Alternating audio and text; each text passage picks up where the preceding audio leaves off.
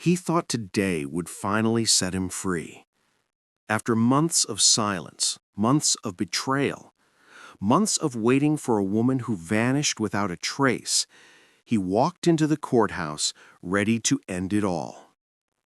But the moment he opened the courtroom door, his entire world stopped. Because there she was, the wife who abandoned him, the woman who left without a goodbye, walking into the courtroom in a long, flowing maternity dress, 6 months pregnant. Not frightened, not ashamed, but smiling directly at him, as if she held the winning card, as if she had returned not to finalize the divorce, but to destroy him. The judge froze. He couldn't breathe. The room went silent, because everyone knew what that smile meant. Or did they? Tell me this. Why would a woman show up to a divorce hearing pregnant for another man and still smile like she already won? Hold that thought, because the truth behind that smile was darker than the betrayal itself. If you want to uncover more chilling true crime stories and see justice exposed, subscribe to Crime Vaults as we bring light to the darkest true crime cases and never miss the secrets hidden in plain sight. To understand why her smile felt like a threat, you have to go back to the quiet collapse of their marriage. It didn't start with shouting. It didn't start with fights. It started with little things, the kind of things most people ignore. Late-night phone vibrations she would silence the moment he walked into the room. Quick smiles at her screen, followed by a cold, rehearsed, "It's just work." Trips she claimed were for meetings, even though her job didn't require travel. New clothes she couldn't explain. Excuses that sounded too polished, too perfect, too dangerous to question. Still, he tried. He asked. She denied. He begged. She laughed. And then, one night, he came home to the kind of silence that tells you life just changed forever. Her closet empty. Her ring on the counter, her phone turned off. No goodbye, no explanation, just absence, sharp and cold enough to slice a man in half. He searched for weeks. He called every hospital, every friend, every relative. No one knew where she went. Or so they claimed. And in those long, lonely months, he kept asking himself one brutal question. Did she run from danger, or did she run from him? But nothing prepared him for the truth, because when she walked back into that courtroom, 6 months pregnant and smiling, it became clear. She hadn't just run. She had been planning something. Something he never saw coming.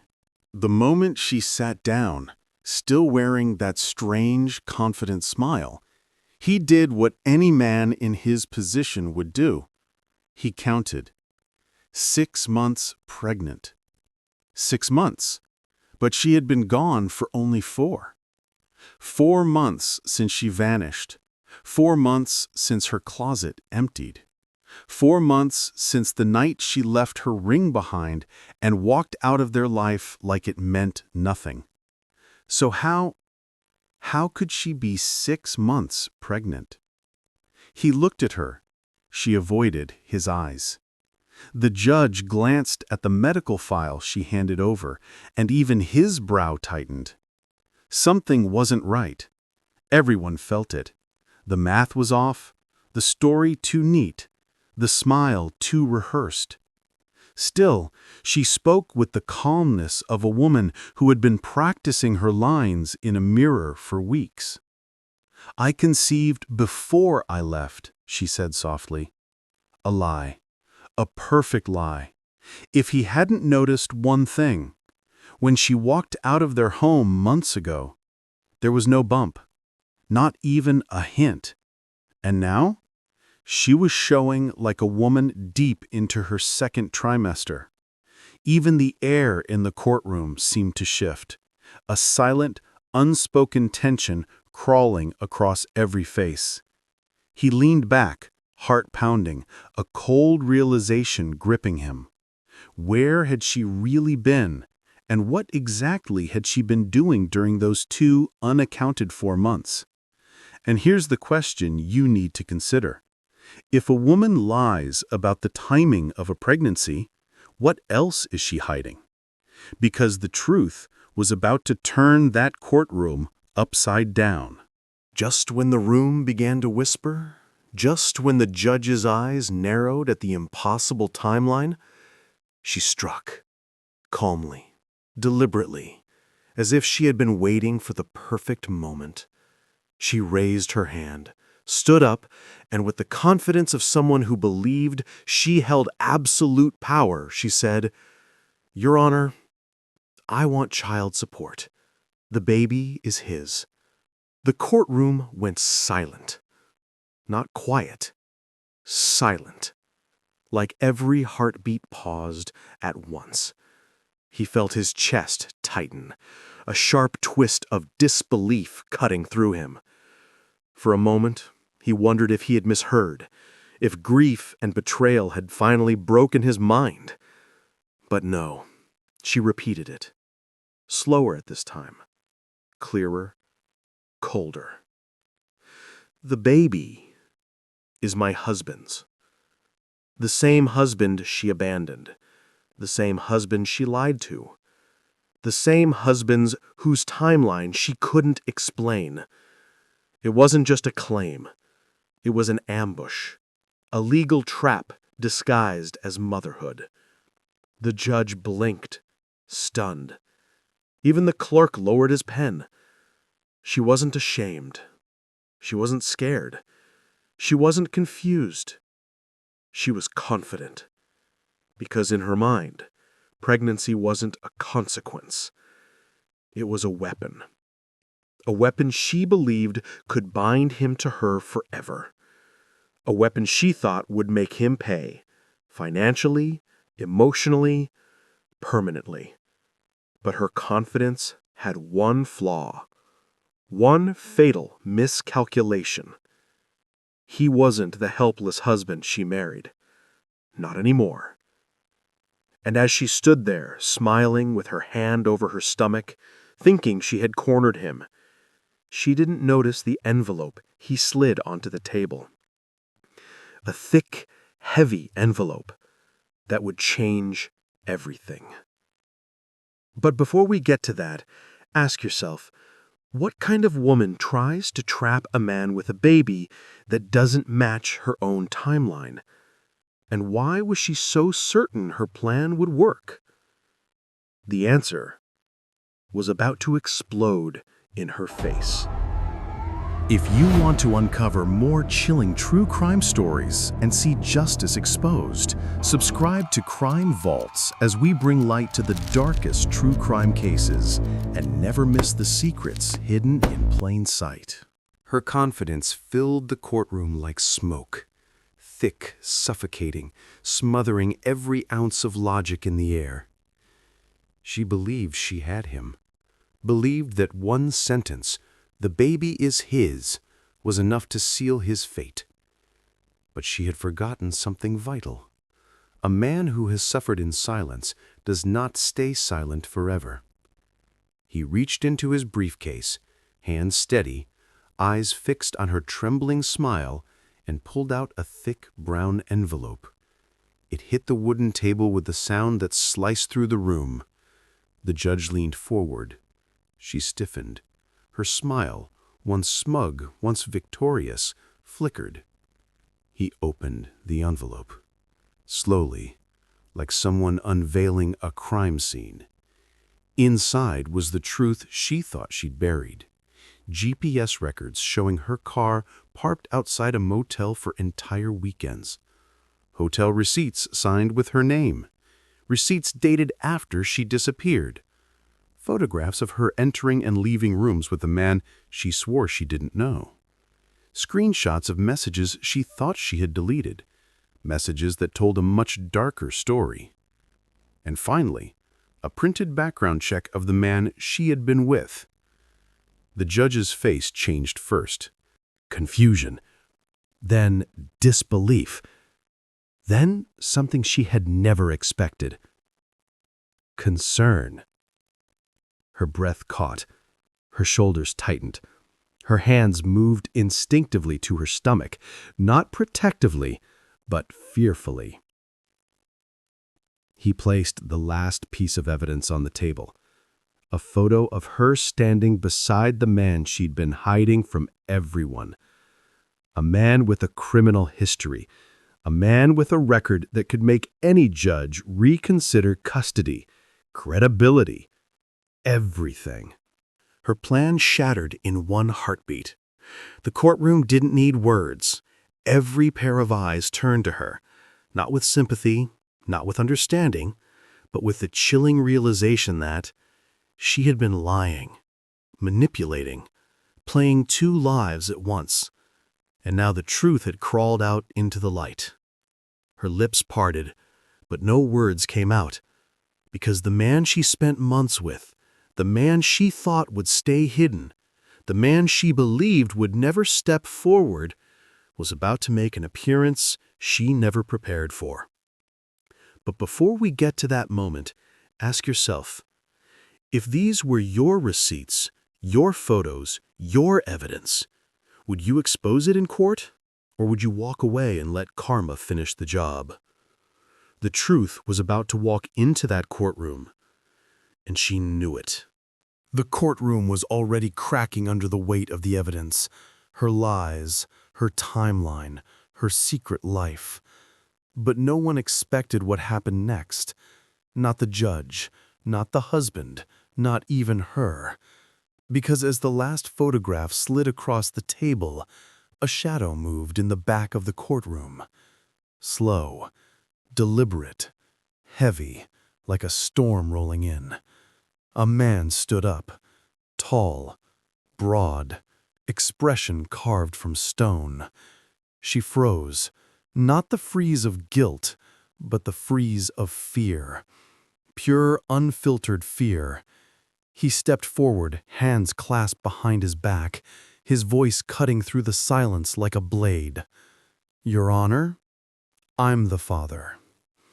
A wave of shock ripped through the room. A few people gasped. Someone dropped a pen. She looked at him as if she had seen a ghost, because this wasn't just any man. This was the man from the GPS logs, the man in the hotel photos, the man with the criminal record, a man she had sworn she left years ago, a man she promised never to see again, a man with a past she hid for a reason. And now he was standing here, in front of her husband, in front of a judge, claiming the child she tried to pin on someone else. But the twist didn't end there. He stepped closer, eyes locked on her stomach, and said, "She told me the baby was mine, and I want custody." Her knees buckled, the color drained from her face. Custody. From him. Not because he wanted to raise a child, not because he wanted a family, but because he wanted control. Control over her. Control over her life. Control she thought she escaped when she ran. Suddenly everything made sense. Her disappearing act, the missing months, the fear hiding beneath her smile. She hadn't run from her husband. She had run from him. And now he had found her. The judge banged the gavel, shouting for order, but the chaos in her eyes was louder than any voice in that room. Her entire plan, the pregnancy trap, the false claims, the forced child support, had backfired violently. because the one man she hoped would never step out of the shadows had just taken center stage. And here's what you need to ask yourself. If the real father is this dangerous, why did she want to pin the baby on her husband instead? What was she trying to escape or hide from? The courtroom was no longer just a legal battleground. It had become a trap, and she was the one caught inside it. The moment the real father stepped forward, the courtroom's atmosphere shifted. Not gradually, but violently. Like someone had ripped the floor out from under everyone's feet. She stumbled backward, one hand gripping the edge of the defendant's table, the other clutched over her stomach as if she feared the man more than the truth itself. And maybe she should have. Because the look on his face wasn't love. It wasn't protection. It wasn't even anger. It was possession.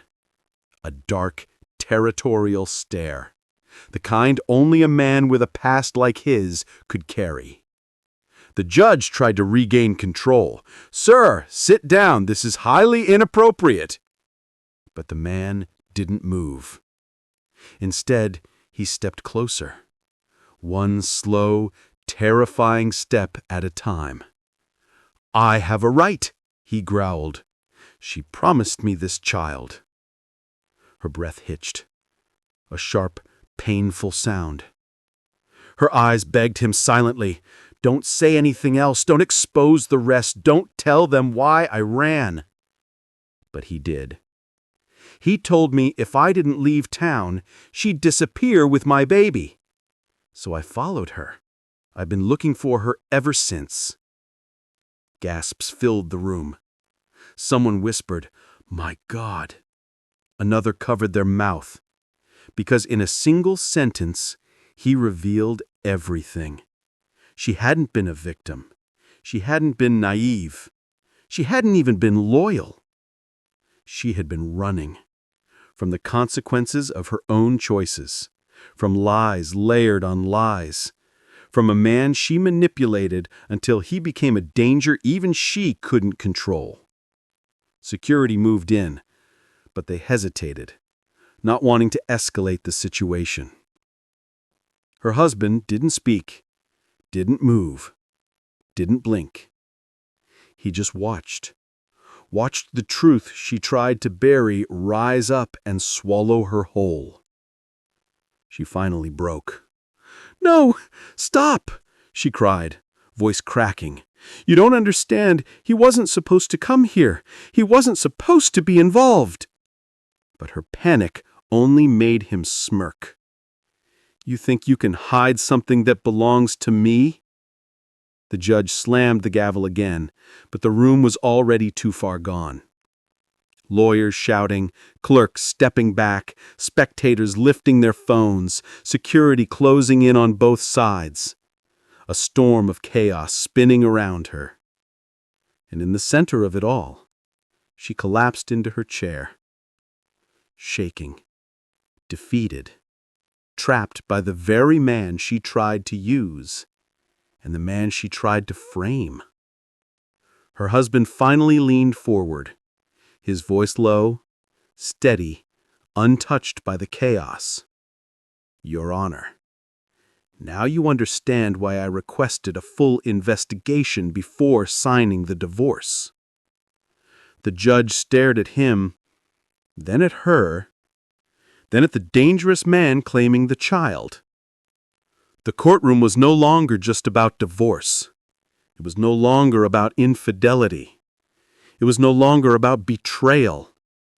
This had become a case of entanglement with a dangerous man, fraud, possible coercion, and a pregnancy that threatened to pull everyone into a darker spiral. And through the noise, the fear, the shouting, one chilling question lingered. Was she lying to protect herself, or to protect the unborn child from the man she feared the most? What happened next would decide everything. When the courtroom finally settled, After security separated the men, after the judge demanded silence, after the storm of lies collapsed around her, the truth everyone had been dancing around could no longer hide. The judge ordered immediate DNA testing. Not next week, not after paperwork, not after discussions, immediately. Because this wasn't just a divorce anymore. It was a potential criminal case. She sat there trembling, her hands clasped over her stomach, her eyes darting between the man she feared and the husband she betrayed. 2 men, 1 pregnancy, and a truth that could destroy her completely. The test results came back days later, and they hit harder than anyone expected. The baby was not her husband's, not even close.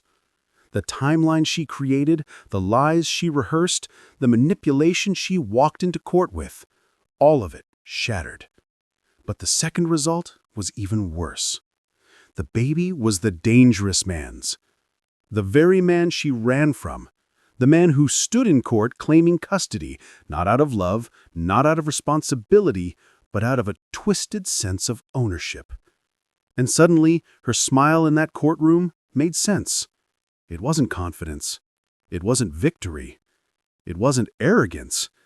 It was desperation. A forced smile. The smile of a woman trying to survive a trap she created, but could no longer control. The judge denied her husband's involvement entirely, granting him a clean break. No child support, no legal ties, no responsibilities. He walked out of the courthouse a free man. She didn't. The court opened a case into her actions: fraud, false paternity claim, endangering an unborn child, and possible connection to a man already wanted in another state. Her world crumbled in the exact place she thought she would win. And yet, the story wasn't done. Not by a long shot. Because she now faced a decision no mother, no woman should ever have to face. Stay and risk losing everything to a dangerous man, or run again, but this time with the law chasing her too. And here's the question for you, the question that will sit with you long after this story ends. If you were her husband, would you feel pity for the mother of that unborn child? Or would you leave her to face the consequences she built with her own hands? Because sometimes, the hardest part of betrayal is deciding whether to look back or keep walking. Weeks turned into months, and the fallout from that fateful day in court continued to ripple through their lives. Her husband? He rebuilt his life quietly, careful not to let betrayal define him. The divorce finalized, his name cleared, his freedom restored. She? She vanished from public view, haunted by the knowledge that the life she tried to manipulate had slipped entirely out of her hands. The dangerous man remained a shadow in her life, a constant reminder of the choices she had made and the chaos she had unleashed. But here's the final chilling thought. Sometimes the people we think are weak, the ones we believe will crumble under lies and betrayal, are the ones who walk away untouched. And sometimes the smiles that seem triumphant are only hiding fear, desperation, and regret. So as you watch this story unfold, ask yourself, if someone you trusted vanished with secrets and returned to ruin you in the most shocking way possible, what would you do? Would you fight? Would you watch? Or would you walk away? Because in the end, truth has a way of catching up to everyone, and the consequences? They rarely arrive quietly. The courtroom is empty now, but the echoes of that day will linger forever. The question remains, when betrayal strikes, do you seek justice, or do you let karma take its course? And that is a story for another time. If you want to uncover more chilling true crime stories and see justice exposed, subscribe to Crime Vaults as we bring light to the darkest true crime cases and never miss the secrets hidden in plain sight.